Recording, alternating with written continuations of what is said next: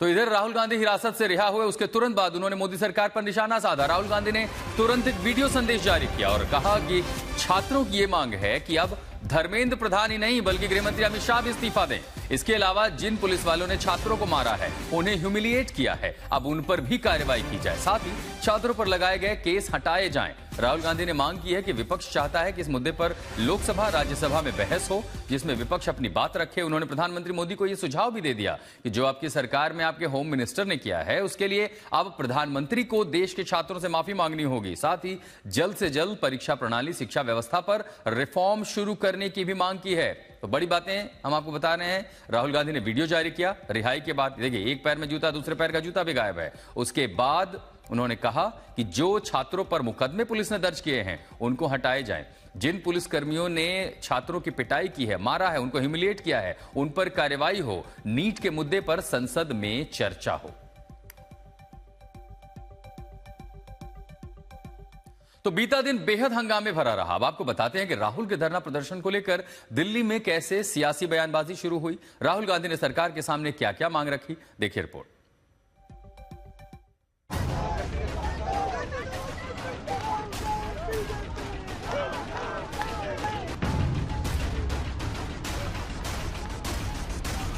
NEET को लेकर दिल्ली में दिखा हाई वोल्टेज हंगामा।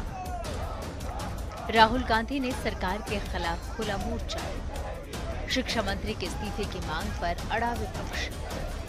दिल्ली की सत्ता के सबसे ताकतवर केंद्र यानी पीएम आवास के मुहाने पर धरने के बाद अब संसद में राहुल गांधी ने सरकार को घेरने का मन बना लिया है।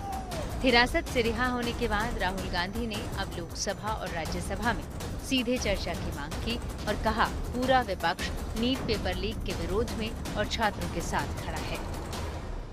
पूरी ऑपोजिशन चाहती है कि ये जो इशू है, देश का सबसे बड़ा इशू है, इस पे लोकसभा में, राज्यसभा में डिबेट हो और हम अपनी बात रख सकें। संसद मार्च के दौरान छात्रों और पुलिस के बीच झड़प पर राहुल गांधी ने सीधे पीएम मोदी को घेरा और माफी मांगने की मांग रख दी। मेरा मोदी जी से एक सजेशन है, एज एलओपी, कल जो हुआ, जो आपकी सरकार ने, आपके होम मिनिस्टर ने किया, उसके लिए आप देश के स्टूडेंट से माफी मांगिए। राहुल गांधी यही नहीं रुके। उन्होंने कहा कि छात्रों की मांग है कि केंद्रीय गृह मंत्री अमित शाह और केंद्रीय शिक्षा मंत्री धर्मेंद्र प्रधान इस्तीफा दें। स्टूडेंट्स की मांगे हैं, पहला धर्मेंद्र प्रधान और अमित शाह का रेजिग्नेशन, दूसरा कि स्टूडेंट्स को जिन्होंने मारा है, जिन्होंने ह्यूमिलिएट किया है, उन पर एक्शन लिया जाए और जो भी स्टूडेंट्स पर केसेस हैं उनको हटाया जाए। वहीं थाने से रिहा होने के बाद प्रियंका गांधी ने भी छात्रों की मांगों को जायज ठहराया और कहा कि लोकतंत्र में विरोध प्रदर्शन करना हर नागरिक का मौलिक अधिकार है। ये एक लोकतंत्र है, it's a democracy. In a democracy, right to protest, it's a fundamental right. Nobody has the right to take that. जहां एक तरफ राहुल गांधी और विपक्षी नेता शिक्षा मंत्री के इस्तीफे की मांग पर अड़े हैं, वहीं दूसरी तरफ धर्मेंद्र प्रधान ने सोशल मीडिया पर पोस्ट कर राहुल और कांग्रेस पर छात्रों का राजनीतिक इस्तेमाल का आरोप लगाया। धर्मेंद्र प्रधान ने सोशल मीडिया पर लिखा, राहुल गांधी और कांग्रेस छात्रों का राजनीतिक इस्तेमाल कर रहे हैं। उन्होंने पीएम आवास के बाहर धरना देकर आम जनता को असुविधा पहुंचाई। सरकार पहले से ही व्यापक चर्चा कराने की अपनी तत्परता जता चुकी थी, लेकिन इसके बावजूद कांग्रेस ने लोकतांत्रिक बहस के बजाय राजनीतिक प्रदर्शन का रास्ता चुना। वहीं पीएम आवास के बाहर राहुल के धरने को लेकर बीजेपी आक्रामक नजर आ रही है। बीजेपी अध्यक्ष नितिन नवीन ने इसे अराजकता फैलाने की कोशिश बताया। लोकतंत्र में विरोध और अराजकता दोनों अलग अलग शब्द हैं। विरोध जब मर्यादा की हदों को पार कर जाती है तो वो अराजकता बन जाती है, और हम शुरू से कहते रहे, राहुल गांधी जी अराजकता के प्रतीक बनकर उभरे। पीएम आवास पर धरने के दौरान राहुल गांधी से बात करने पहुंचे केंद्रीय मंत्री जितेंद्र सिंह ने भी राहुल पर शर्तें बदलने का आरोप लगाया। हमने जब ये बात वहीं पर राहुल गांधी जी के आगे दोबारा रखी तो बोले कि साहब मुझे तो शिक्षा मंत्री का इस्तीफा भी चाहिए। तो हमने कहा साहब अभी कुछ ही क्षण पहले आपसे बार बार जब पूछा गया कि आपका क्या मुतालबा है, तो आपने ये कहा था कि अगर मुझे ये आश्वासन दिया जाए कि संसद में कांग्रेस पार्टी को भारत सरकार चर्चा करने देगी या करने के लिए तैयार है, तो मैं तुरंत ये धरना समाप्त कर दूंगा। लेकिन अब आप अपनी बात से हट रहे हैं। तो बोले साहब ये तो मेरी मर्जी है, मेरी मांगें बदल चुकी हैं। जहां कल नीट के मुद्दे पर संग्राम देखने को मिला, वो अब संसद में दिखने के आसार हैं। आज तक ब्यूरो। तो अब आपको बता दें कि नीट परीक्षा में हुई गड़बड़ी और छात्रों पर पुलिस कार्रवाई के खिलाफ कल जबरदस्त सियासी हंगामा देखने को मिला। बातचीत के दौर, शर्तों पर तकरार, सड़क पर जोर आजमाइश से लेकर देर रात सोनिया गांधी की सरप्राइज एंट्री तक लगभग 6 घंटे चले इस पूरे हाई वोल्टेज हंगामे की टाइमलाइन देखिए।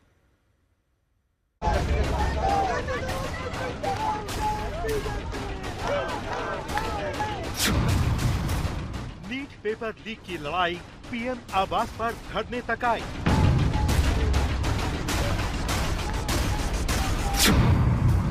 शिक्षा मंत्री के इस्तीफे पर विपक्ष अड़ा, सड़क पर एक तूफान खड़ा। कांग्रेस का हाई वोल्टेज हंगामा पुलिस ने धरना प्रदर्शन से हटाया।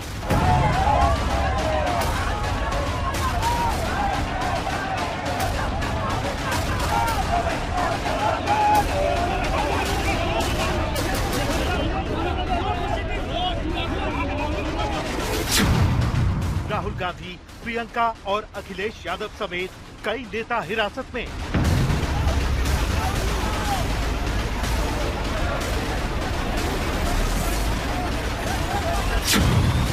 प्रधानमंत्री आवास के पास विपक्ष का हंगामा, पूरी रणनीति क्या है?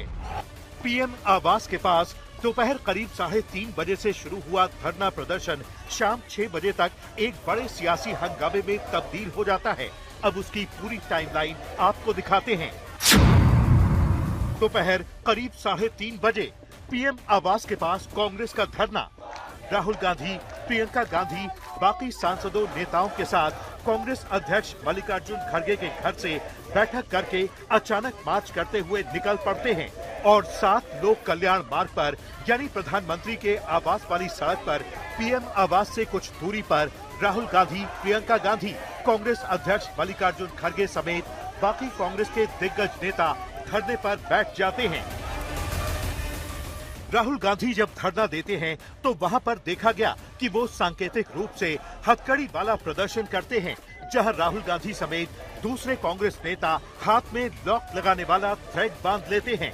अब राजनीतिक सवाल ये आता है कि अचानक पीएम आवास के पास पहुंचकर राहुल गांधी धरना क्यों देते हैं? उनकी मांग क्या है? हमारे नेता प्रतिपक्ष लोकसभा में ने इस मांग की है, नेता प्रतिपक्ष राज्यसभा में ये मांग की है, गृह मंत्री आए, दोनों सदनों में बयान दे, उस पर चर्चा हो। जिस तरीके से हमारे लोकतंत्र और हमारे संविधान पर हत्या हो रही है, जो हमारे युवाओं पर अत्याचार हो रहे हैं, उनके भविष्य पर अंधेरा छाया हुआ है, उस पर एक बयान दे। और हमारे शिक्षा मंत्री धर्मेंद्र प्रधान की इस्तीफे की मांग हम करीब 45 दिन से कर। लेकिन जब पीएम आवास के पास ही राहुल गांधी धरना देने लगते हैं तो इन सब के बीच दोपहर 3:45 पर राहुल गांधी को धरने से हटाने की अपील।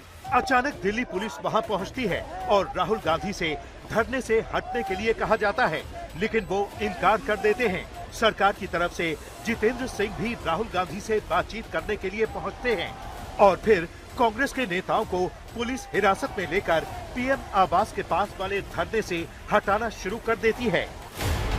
शाम 4 बजे केंद्रीय मंत्री जितेंद्र सिंह राहुल गांधी से बात करने पहुंचते हैं।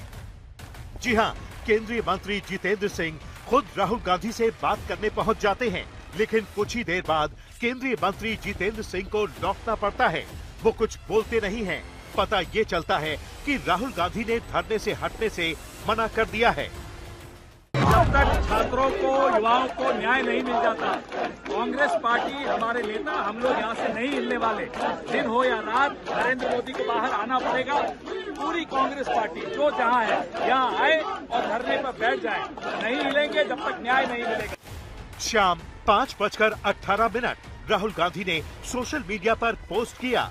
राहुल गांधी सोशल मीडिया पर पोस्ट करते हैं और लिखते हैं कि छात्रों पर हमला हर भारतीय परिवार पर हमला है। प्रधानमंत्री मोदी को लगता है कि वो बिना जवाब दिए, बिना किसी नतीजे का सामना किए बच निकलेंगे, नहीं कर पाएंगे। इस बार तो बिल्कुल नहीं। इसके बाद राहुल गांधी ने इस पोस्ट में अपील कर दी कि जो भी मानता है कि छात्रों को न्याय मिलना चाहिए, वो पीएम आवास के सामने धरने में शामिल हो। कांग्रेस के इस धरने में समाजवादी पार्टी के अध्यक्ष अखिलेश यादव भी शामिल हो जाते हैं। उनके साथ विपक्ष के कई और नेता भी इस धरना प्रदर्शन में जुड़ते हैं। आज तक ब्यूरो।